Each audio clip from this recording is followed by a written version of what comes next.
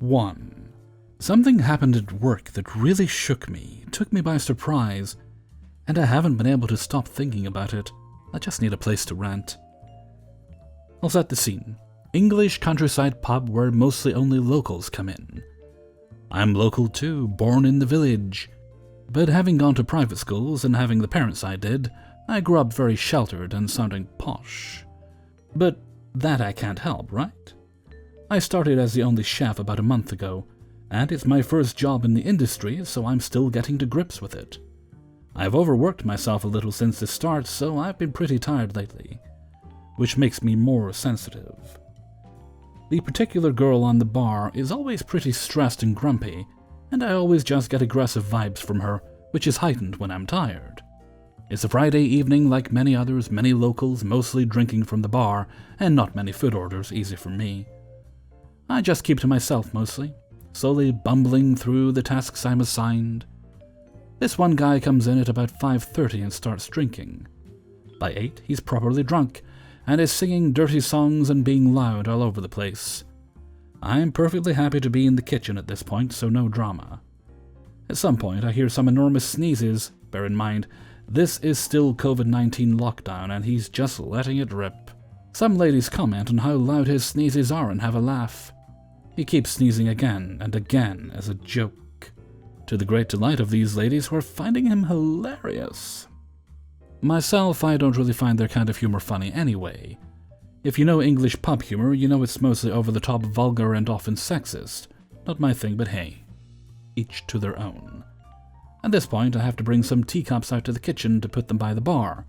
So I put a brave face on, come out of the kitchen, and give him an entertained smile because he's been making people laugh. Normal thing to do, right? He immediately goes, "So you fucking smile at me, sunshine?" I don't know how to reply. My face drops and I just carry on with what I'm doing, ignoring him. It really caught me off guard and made me feel so awful and angry. Why would he say this? I can't think. Does he just dislike me? How did it go from jokey to aggressive so quickly? It's all just very confusing. Previously he's been fairly nice, complimented my beard, strange I know, but I'm always glad to be on someone's good side, especially when a lot of them are local, and I've never really fit in with the locals despite trying. Is this an overly aggressive response, or was I just oversensitive? Is there anything I could have said in response that wouldn't have escalated the situation while defending myself? I don't want to be shat on by customers, especially when they come in regularly. Maybe my internal reaction was because of past events interacting with this man's son. It felt like PTSD in a way, and I was immediately shaky and hurt. Now I'll give you some context to how we have encountered each other before. As a younger boy, aged 13 to 15, I've had similar encounters with this man's son, where I've received an overly aggressive response for doing nothing. The fuck you looking at? Or just trying to cause and beat an argument when I'm just trying to get by without a fight. My pride may have gotten in the way and escalated the situation at some points.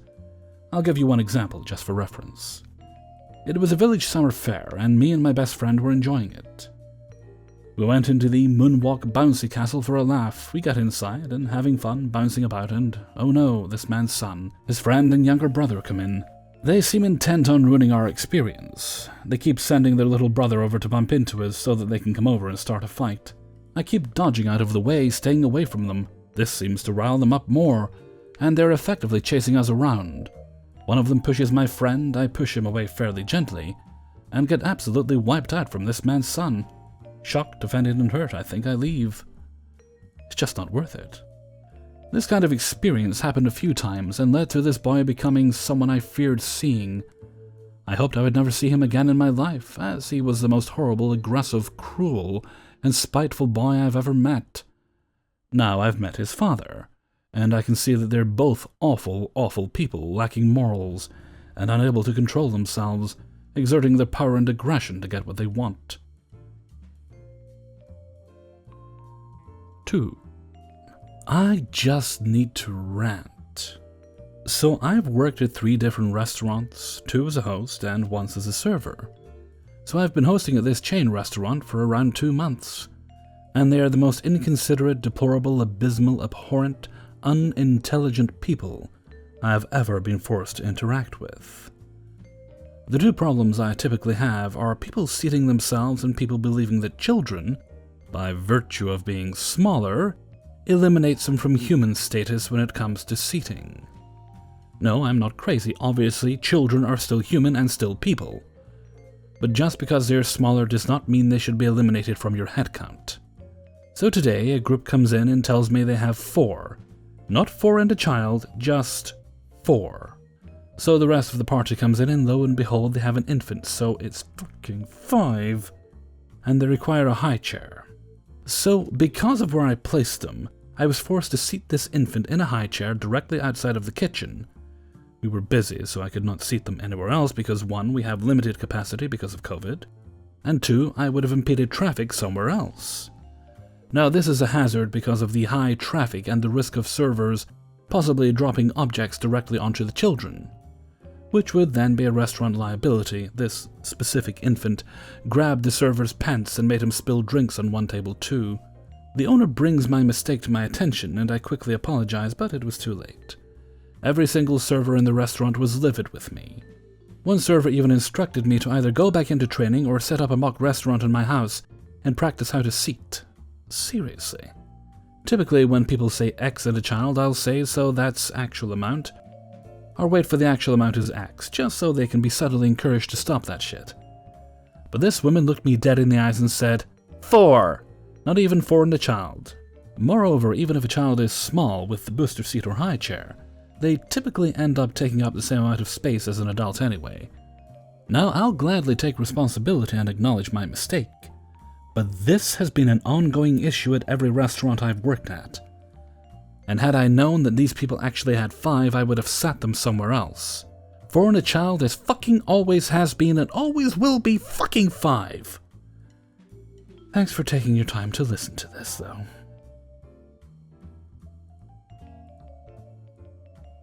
3. To set the scene, I am whiter than a white thing, cooked in white, dipped in white sauce, sprinkled with white, served on a bed of white, and washed down with a big old glass of white.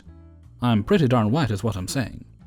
And this took place in a casino in Cincinnati, USA, on a slow Sunday, where a majority of our customers are old white people with nothing better to do. I have a table eating entrees across from them, and a table out of my section partially sat both older white couples. There's another table in sight that sat 7 minutes before them in another server's section, also white. A black couple in their late 30s to 40s comes in. I greet them as usual. They want to order off the menu from next door, which is fine, because it's all in the same kitchen. But they want to do a special menu that I'm not sure we can do. I tell them I'll double check, and we can do it. Cool. They order waters and ask me a ton of questions about the food, which I can answer no problem because I work next door as a runner. As they're ordering, the other person in my partially sat table arrives and entrees from my other table arrive. I tell them I'll put everything right in, turn around and check in with the entree table, and get the order for my now fully arrived table out of my section. I enter both orders at once, putting them before my partially sat table, and go to grab drinks. And this is apparently where it all went wrong. As I'm pouring the waters and the other table's waters and grabbing a wine, their apps came out, way faster than I expected, to be frank. And as I'm going to drop their drinks, he's standing demanding a manager. He tried to stop me from dropping off water at his table, saying the service is bad. My manager is literally right there and goes to investigate. And apparently I'm being racist, because I went to check on my other white tables after taking their order, and that the other table that isn't even mine got bread and water before them. Like, your apps come out so fast because I put your order in, and the buzzers determine speed of bread, not me. I go over and check in on apps, and he's just salty as hell, and I have to explain to him that I have other tables, and to reduce trips to the computer and ensure all my guests get equal attention, that I try to check on all my guests before entering things into the computer, and that the other table he's referring to isn't even mine, and I meant no harm or to make them feel bad. He just goes, "I don't believe you." And I'm like, okay? Let me know what I can do to make you feel better? He stands up and calls my manager over again. I think they got something comped. Then he pulls aside one of our runners and thanks him for his service, and talking about me being racist. Runner is confused as hell, is Native American, and I explain the situation to the runner and he's just busting out laughing. I clear their dishes after the apps and they ended up getting their entrees and desserts to go and tipped me $11 on $100. But suddenly they were super nice to me at the end, as if the last 30 minutes didn't happen.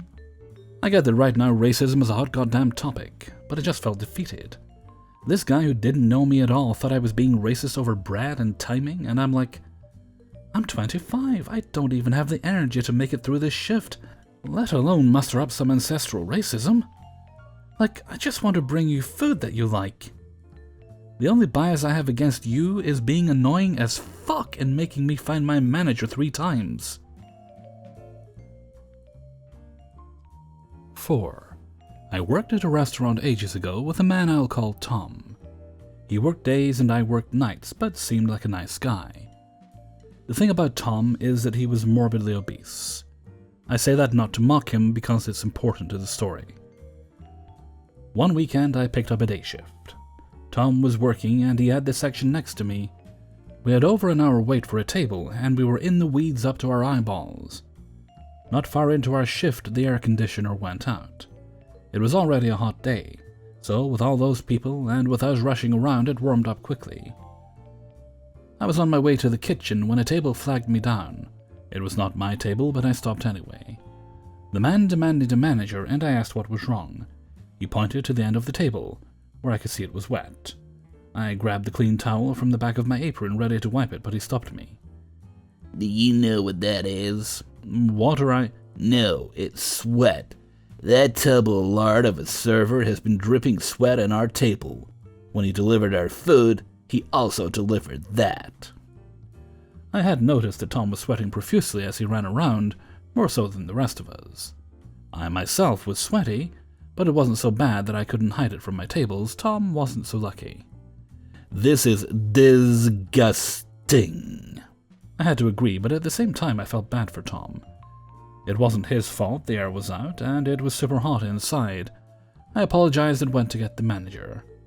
As I was going up the stairs to find him, I saw Tom, who looked frazzled. He was looking at his notepad and missed a step, causing him to stumble. As he did, I noticed a bunch of sweat drip off his head onto the tiled floor.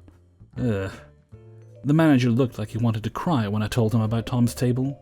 He went to the table, hunkered down to their level, and talked quietly, but the customers were not so kind. I could hear snippets of them yelling about germs. Someone mentioned the health board, and it got to the point where the bar manager joined them to see if he could help. The adjoining booth's customers were listening in, and I knew that wasn't good. Tom stood at the top of the stairs, watching as his table loudly called him childish names like fatty and pig. Finally, they got up and left, their bill comped. They had not touched their food. The manager gave gift cards to the tables who had witnessed the chaos, but made it seem as if they were because of the air going out, not the server.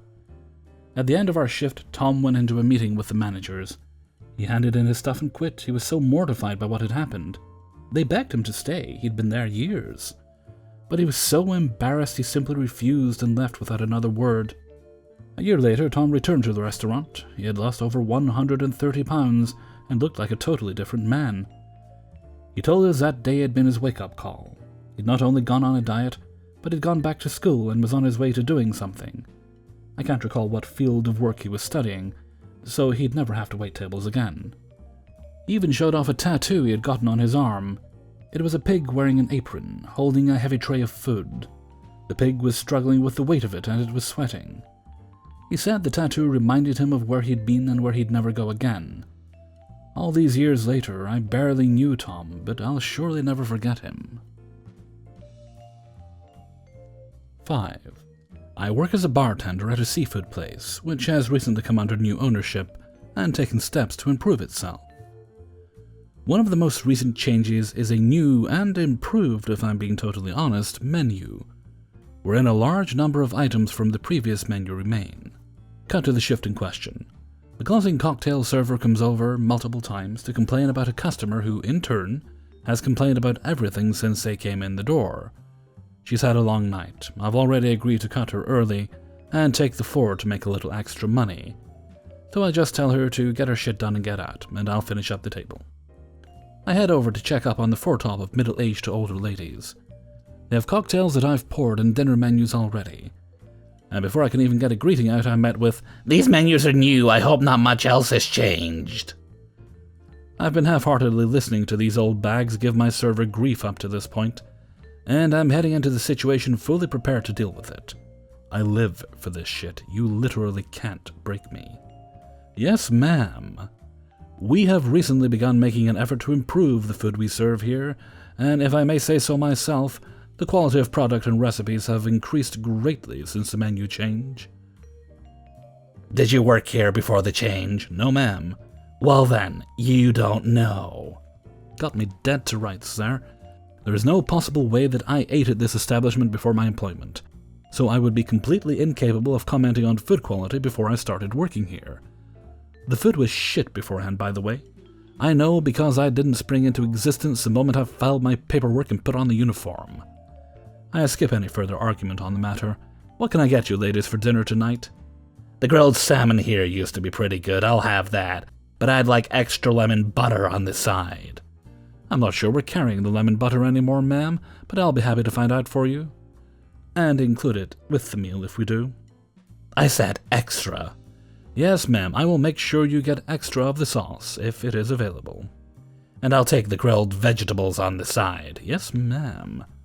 At this point, I take the orders of the other three ladies sitting at the table. They all turned out to be normal fucking people. Before I leave the table to place the order, "We don't want this right away. We'd like to enjoy our cocktails for a while." "Absolutely, ma'am. I'll wait a moment before I place your order." "And can we get some bread? You used to serve bread with all of your meals." "I can definitely find you some bread, and I'll bring it out shortly." "I got a gift certificate for Christmas. Is it still good? Will I be able to use it?" "Without seeing it, ma'am, I'm not sure. Most places put a 1-year expiration date on their certificates, and like I said, I'd have to take a look at the certificate itself to validate whether or not it was still good." "Why wouldn't it be good anymore?" "As I said, most places put a year's expiration on them, but I haven't seen yours, so I can't say if this is the case." At this point, I'm finally released from the table to check on my other tables and bar customers.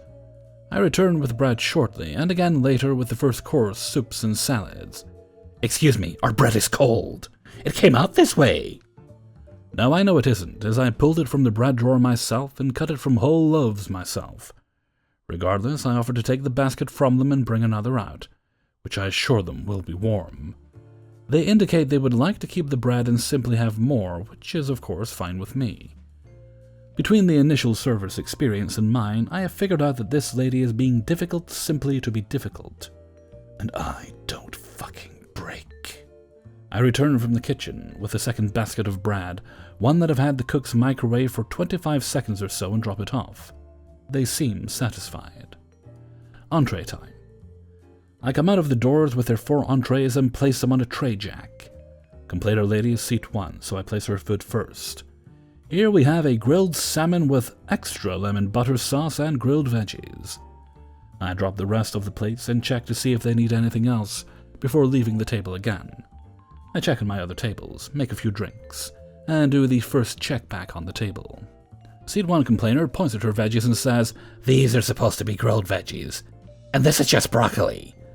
What do you think about that?" I have a look at her plate and say, "It looks like a blend to me, ma'am. You have 3 pieces of broccoli, 2 pieces of cauliflower, and some slices of red pepper in there. If you like, I can see if I can find some other veggies in the kitchen, and have our chefs prepare them for you." I get a blank stare. She repeats herself, "This is just broccoli. I ordered grilled veggies." At this point, she looks at me like I have 2 heads. Or, conversely, am the stupidest person on the planet. "And another thing." Oh boy, here we go. "This lemon butter is cold, and I asked for extra." She's starting to raise her voice by now. "Ma'am, I'd be happy to bring you more of the sauce, and also to find you more vegetables in the back." Find? Find? Why do you keep using this word, find? If you'd like me to change my language and say get you some more vegetables, I could do that as well. At this point, I'm continuing to smile and be friendly with her, and she's starting to get the idea that she won't be able to get any adverse reaction from me. This isn't the experience I was expecting. I want you to know that I'm not trying to be a bitch, but this has just been a terrible experience so far. All of this because the menu has changed, and ironically, she picked one of the items that wasn't changed from the original recipe. Ma'am, what would you like me to do to remedy this situation? Cut to the chase. I'm not going to dance around the issue anymore. Still saccharine, but blunt. She's going to tell me exactly what she wants, and we'll see what she can complain about after I do exactly what she tells me. I'd like some vegetables other than broccoli, maybe some zucchini and carrots, and some hot lemon butter. Yes, ma'am. I'll be back with those for you in a moment. I go back, reason with my cooks, who are more than happy to oblige, as they are fucking rock stars. They do warn me that hot lemon butter separates and will be much lower quality than when served as it is supposed to be. They know this because they are professionals, and experienced with the product they are delivering, and not weirdo humans looking for anything they can complain about. Check other tables, pour a couple of drinks. Seat one complainer shouting across the bar at me. I'm just getting angrier and angrier. Ma'am, I have your order in. It will just be a moment for them to prepare it. This is ridiculous. I need to see your manager. Yes, ma'am. I'll let her know right away that you'd like to see her. Here it comes. I can't get this server to kowtow to me. All he keeps doing is bringing me exactly what I want. I step in the back for a moment, but now is where I'm going to mess with this asshole. After a second, I come out and prepare a set of drinks. Seat one complainer looks at me, and I assure her the manager is on the way. I drop the drinks and go back into the kitchen to grab the veggies and butter sauce. Elapsed time since I left the four ladies' table, 3 minutes. As you know, it takes a minute to agitate the molecules in a food item to increase the temperature, so there's no way I could poof and have a plate of steamed not broccoli on hand for her the moment she started to pitch a fit. I have the veggies and sauce in my hand, and I'm dipping out the bar door when the server's side door to the kitchen bursts open. I see that it's her, and she has gone fucking nuclear. I'm about 5'8", bald as a baby, and rather square-jawed. She corners another male server who is of similar height with spiky blonde hair and a full beard. She addresses him by my name and starts speaking at him about how the whole experience so far has been unacceptable. He's a tough kid, and I'm not worried about him. But I'm still in fuck with this bitch mode, so I bounce out my exit door as she's berating this kid, who doesn't look a thing like me. I drop off the veggies and sauce and take a brief moment to check with the other ladies, who are all polite and content and seemingly unaware of how bizarrely aggressive their tablemate is. She returns from chewing Blondie, a new one, and seems surprised that I could be in 2 places at once. I let her know her separating sauce and not broccoli has arrived. This is ridiculous. I don't even want it anymore. Where is your manager? I assure you she will be right out. In fact, I will go and retrieve her for you right now. I exit the table, leaving seat one complainer exactly what she has requested. I catch the manager in the doorway and appraise her of the situation. She spends the next 10 minutes or so falling over herself to appease this woman, eventually discounting the entire table 50% and giving the woman a second salmon entree that mirrors her first. If the first entree was unacceptably offensive, why the fuck would you get another? During the time she's ruining my manager's evening, I managed to break into the table and get some to-go boxes, refills, and like for the other ladies. They tell me the hot lemon butter is terrible. I tell them the cooks informed me that it would be inferior to the proper preparation. The manager and I close checks and clear plates. Manager ends the table with, "Can I get you ladies anything further tonight?" Seat one complainer replies, "Anyone want another round of cocktails?" Thankfully, the group decides they don't, and they depart to a hearty, "Thank you for coming in tonight, ladies, from me." Motherfucker, you cannot break me. I've worked a lot of places in this industry, and I get the idea that leaving customers should be happy and satisfied. But there is a type of customer that a business doesn't need. Hey everybody, Hellfreezer here, and thank you very much for listening to Spinning Plates, episode 115. And thank you very much to everybody who allowed me to use their stories in this video. regarding the story of poor Tom there, those, well, pricks is the politest way I can put it, really complaining. Do they not realize that on a hot day, if your waiters are sweating, that in the kitchen, where it's all hot and everything, the chefs are probably sweating even more. So, yeah, a little moisture fell on your table, which should be easily wiped off, of course. What do they think's getting into the food? Worth thinking about. Okay, and with that, I'm going to head off for now. So until next time, thank you very much for listening, and take very good care of yourselves.